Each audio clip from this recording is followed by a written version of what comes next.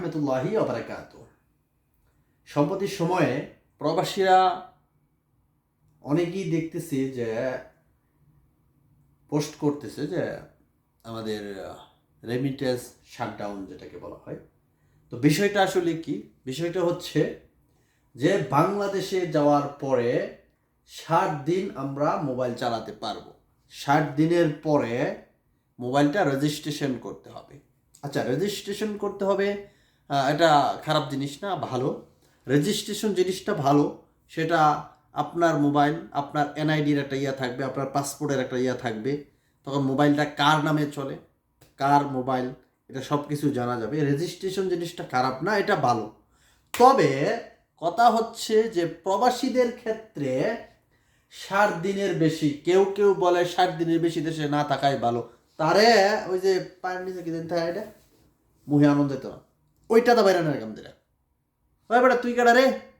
তুই কেডা বলা যে একজন প্রবাসী রাষ্ট্রে সে বাংলাদেশে গিয়ে কয়দিন থাকবে আর না থাকবে? তুই বলার কে? তুই বলার কে? তুই করেই কইতেছি, ইজ্জত মানে দেওয়ার বাউনাই এনো। তা যাই হোক, প্রবাসীরা কথা বলবেন, লাইক কমেন্ট করবেন, ঠিক আছে, আপনার মতামত জানাবেন। তো সেই ক্ষেত্রে এমনই প্রবাসীদেরকে তারা 3টা ফোন নেওয়ার অনুমতি দিছে। 3টা ফোন। আসলে এটা আমার কষ্ট হচ্ছে, আমি মেনে নিতে পারি, শালাস আমি মেনে নিব। 3টা ফোন আমি নিব, 2টা বা 1টা আমি ব্যবহার করলাম, 2টা ফ্যামিলির জন্য নিলাম। প্রতিবার যাওয়ার সময় নেওয়া যাবে এটা, মানে 2 বছর পর পর যে আমরা যাই নেওয়া যাবে। এটা করার কারণ হচ্ছে আমাদের এয়ারপোর্টে বেশিরভাগ কিন্তু কিছু কিছু মানুষ ব্যবসায়ী, মানে তাদেরকে প্রবাসী মনে করে। কিছু কিছু প্রবাসীও আছি আমরা, যারা লোভের কারণে মানুষের মোবাইল নিতে চাই বা নেই, তখন দেখা গেছে তারা নিয়ে বিক্রি করে। আবার কিছু প্রবাসী আছে তারা মোবাইল নিয়ে দেশে বিক্রি করে, সেটা সরকার একটা ইয়া পায় না আর কি, ট্যাক্স পায় না, সেটাও একটা বিষয়। এখন বিষয়টা হলো, আপনি বাংলাদেশ সরকার, আপনি ফোনের ট্যাক্সের জন্য প্রবাসীদের যে নিয়ম করতেছেন, এই যে মোবাইল দাম মানে 60 দিনের বেশি চালাতে পারবে না, 60 দিনের বেশি চালাইলে রেজিস্ট্রেশন করতে হবে, সেই রেজিস্ট্রেশনটা একটু সহজ করে দিতে হবে। আবার যদি টাকা চাই এবং রেজিস্ট্রেশন করতে গেলে, তাইলে তো জনগণ মানবে না, প্রবাসীরা মানবে না। আপনাদের দেশের প্রথম চালিকা শক্তি যেটাকে বলা হয় সেটা হলো আমরা প্রবাসী। তারপর গার্মেন্টস শিল্প আছে, বিজনেস শিল্প আছে, তারা ফার্স্টে কিন্তু আমরা। গার্মেন্টস শিল্পে কিন্তু অনেকেই টাকা মেরে দেয়, দেশে টাকা আনে না, বিভিন্ন দেশে নিয়ে জায়গা। কিন্তু আমরা এই দেশে খেটে গাম ফেলে তারপরে রাষ্ট্রের মধ্যে ডলার দেই। এখন কেউ বলবে, ভাই আপনি তো ফ্যামিলির জন্য কাজ করেন, আপনি তো ফ্যামিলির জন্য বিদেশ গেছেন, আপনি দেশের উপকারে কি? ওই গাদার জন্য বলি, আমরা ফ্যামিলির উপকার করি। তুমি বাহির থেকে একটা জিনিস যদি দেশের ভিতরে নেও, তাহলে জিনিসটা কি বড় হয়? দেশের সম্পদ কি বাড়ে?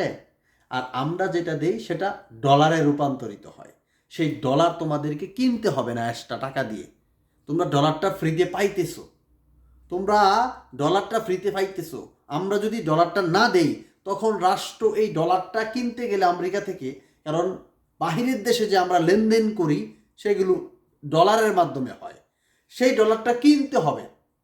তো আমাদের কাছে যদি ডলার থাকে, তাহলে আমরা বেশি দাম দিয়ে কিনতে যাব কেন? আমরা তো ডলার পাইতেছি। সেই উপকারটা এই হতবাগা প্রবাসীরা করে দেয় দেশের। তারপরে যারা গার্মেন্টস শিল্পে কাজ করে, যারা আরও বিভিন্ন ব্যবসা বাণিজ্য করে বিদেশ থেকে ডলার আনার মতন, তারা, এই হচ্ছে ডলারের কাজ। তো এখন বলি যে মোবাইল আনা যাবে না, মোবাইল 3টা আনা যাবে, 4টা আনা যাবে, একটা ট্যাক্স দিতে হবে, আর 3টা ফ্রিতে। তো রেজিস্ট্রেশনের ক্ষেত্রে নিয়মগুলো সুন্দর করবেন। দ্বিতীয়ত হইছে যে 60 দিনের বেশি থাকবে না 100 দিন থাকবে, এটা নিয়ে কথা বলার তো কারো অধিকার নাই। বাংলাদেশে কারো বাবার ক্ষমতা নাই যে আপনি বলবেন যে আমি আমার দেশে গিয়ে কয়দিন থাকবো না থাকবো, এরকম কথা বলেও কেউ বলবেন না। খবরদার, থুত না তাই বলা মুজুদ এসব কথা বলে, ভালো করে কথা বলার চেষ্টা করেন। এবং এয়ারপোর্টের ভিতরের যে সমস্যা, এইগুলো আপনারা বিবেচনা করতে পারেন না, এই সমস্যাগুলো আপনারা সমাধান করতে পারেন না, তাহলে কিভাবে হবে? কয়েকদিন আগে ঘটনা ঘটছে, এই ঘটনা একটু মানে অন্যরকম ঘটনা, মনে হয় যে আমাদের এখানে ঘটে নাই, যত বিশ্লেষণ করে বা খবরাখবর তারপরে সিসি ফুটেজ আমরা দেখছি, তো ঘটনাটা কি হয়েছে শেষ পর্যন্ত জানি না। তো আগে পরে এই ঘটনাগুলো ঘটে। কয়দিন আগে এক ভিতরে কাজ করে, সে এতগুলো মোবাইল, আনসার না কি জানি কাজ করে আনসার, তার কাছ থেকে এতগুলো মোবাইল পাওয়া গেছে। কেন ভাই? তার উপযুক্ত শাস্তি যদি না দিতে পারেন, তাহলে কিভাবে এয়ারপোর্ট চলবে? কিভাবে এয়ারপোর্ট চলবে? প্রবাসীদেরকে, এই যে সৌদি আরব প্রবাসীরা হয়রানির শিকার হচ্ছে, প্রত্যেকটা দেশে প্রবাসী হয়রানির শিকার হচ্ছে। প্রবাসীদের যে দাবি, আমরা কি দাবি চাই, আমরা কি চাই আপনাদের কাছে? এই যে হতভাগা রাষ্ট্রপ্রধানগুলো আছে, ক্ষমতায় আসার জন্য পাগল হয়ে যান এক একজন, নির্বাচন দেন, নির্বাচন করব, কোন স্যাটের বাল যে কইরা ফেলাইবেন আপনারা আমাদের জানা আছে। 53 বছর আমরা দেখতে দেখতে শেষ। আমারই তো বয়স 30, আমার বয়সটা 30 বছর যা দেখলাম জীবনে, আর কি ভালো হইব বাহি জীবনে আল্লাহ জানে। তো সেটা বলতে চাই, ভালো কাজ করেন। প্রবাসীরা আপনাদের কাছে টাকা চায় না, আমরা আমাদের ন্যায্য অধিকার, আমরা সম্মান চাই, আমাদের অধিকার চাই। আমরা চাই আমাদের রাষ্ট্র ভালো থাকুক, আমরা চাই চুরি বাটপারি কমুক, আমরা চাই এয়ারপোর্টে যেন আমরা ভালোভাবে যাইতে পারি, যেন আমাদের পকেট কেটে টাকা না নিয়ে যায় চোরেরা। আমরা এটা চাই, আমরা আপনাদের কাছে টাকা চাই না যে আমাদেরকে 10 টাকা দেন। ব্যাংকিং চ্যানেলগুলো তো ঠিক মতো টাকা দিতে চায় না, কিছু কিছু জায়গায় দেয়, কিছু কিছু জায়গায় অনেক হয়রানির শিকার হয়। অথচ রাজনৈতিক ব্যক্তিদেরকে আপনারা কোটি কোটি টাকা দিয়ে দেন, তারপরে কোন ঋণ খিলাপি হয়েছে তাদেরকে আমরা ক্ষমা করে দিতে চাই। এই হয়েছে ব্যাংক কর্মকর্তাদের অবস্থা। তাদের মামা খালু না হইলে আমাদেরকে আপনারা টাকা দিতে চান না। এমনকি আমার সাথেও ঘটেছিল, তবে আমারটা বাধা দিয়েছিল আমার খুব কাছের মানুষ। বলছিল এই লোক খুব গরিব, টাকা দিতে পারবে না। অথচ সেই ব্যাংক টাকা দেওয়ার জন্য আমাকে বলে যে ভাইয়া কত টাকা লাগবে। তা যাই হোক, কথা বাড়াবো না, আমরা এইগুলোর সমাধান চাই। প্রবাসীরা আপনাদের কাছে টাকা চায় না, প্রবাসীদের অধিকার চায়, তারা ভালোভাবে বাঁচতে চায়, তারা তাদের নিরাপত্তা চায়। তারা যে বাহিরের দেশে আপনারা যেই অ্যাম্বাসিডরের নামে যেই মূর্তি দাঁড় করিয়ে রেখেছেন, তাদেরকে তাদের কাজ করার দেখতে চায় প্রবাসীরা। কেন? প্রত্যেকটা দেশের, বিশেষ করে ফিলিপিনের কথা যদি বলি, তাদের অ্যাম্বাসিডরকে ফোন দিলে ওই লোকের কাছে চলে যায়। অথচ আমাদের অ্যাম্বাসিডরদের কাছে গেলে তারা কি করে? উল্টা মাইরা দেয়। ঘটনা ঘটছে বহুত জায়গায়, খবরেও আসছে। তো আমি বাংলাদেশ সরকারকে বলতে চাই যে যেই জায়গায় যারা অ্যাম্বাসিডর আছে তাদেরকে কথা বলতে বলেন, তাদেরকে তাদের কাজ করতে বলেন। আর না হলে অ্যাম্বাসিডরের নামে এই দেশে এসে ঘাস খাওয়ার দরকার নাই আমি মনে করি। প্রত্যেকটা দেশের যারা রাষ্ট্রদূত আছে, অ্যাম্বাসিডর যারা আছে, তাদেরকে কাজ করতে বলেন, বাংলাদেশের নাগরিকদের জন্য কাজ করতে বলেন। আর না হলে বাংলাদেশি টাকায় এই জায়গায় বৈশা ঘাস খাওয়ার কোনো প্রয়োজন আমি মনে করি না, কোনো প্রয়োজন আমি মনে করি না। শুধু নিয়ম আমাদের জন্য করবেন। কোন নিয়ম করবেন? নিয়ম মানতে প্রবাসীরা রাজি, নিয়ম মানতে রাজি, কিন্তু আপনারা চুরি করবেন, ওইটা প্রবাসীরা মানবে না।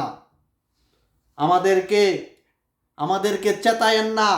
কয়দিন আগে মনে আছে পলক এবং শেখ হাসিনা মাপ চাইতে বাধ্য হয়েছে, হাত জোর করছে যে তোমরা রেমিটেন্স দাও।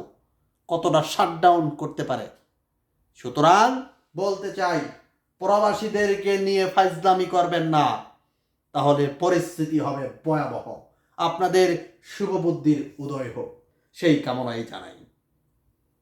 বাংলাদেশ কর্তৃপক্ষ যারাই আছেন, আপনাদের বিভিন্ন অ্যাম্বাসিডর, তাদেরকে ঠিক করার চেষ্টা করেন, অ্যাম্বাসিডরদেরকে ঠিক করার চেষ্টা করেন, এবং মোবাইলের বিষয়ে আপনারা সুন্দর করে সিস্টেম করেন প্রবাসীদেরকে। আমরা আপনাদের আইনকে সম্মান করতে চেষ্টা করি।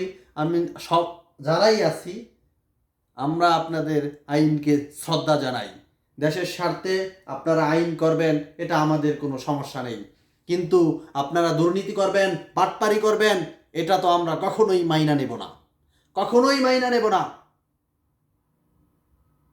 ভালো থাকবেন প্রবাসীরা, কথা বলবেন। ভালো থাকবেন সবাই। সকলের শুভ বুদ্ধির উদয় হোক। ভালো থাকুক প্রিয় মাতৃভূমি। আর ধ্বংস হোক চোর, বাটপার, সিটার, ঘুষখোর আর দুর্নীতিবাজ নেতারা।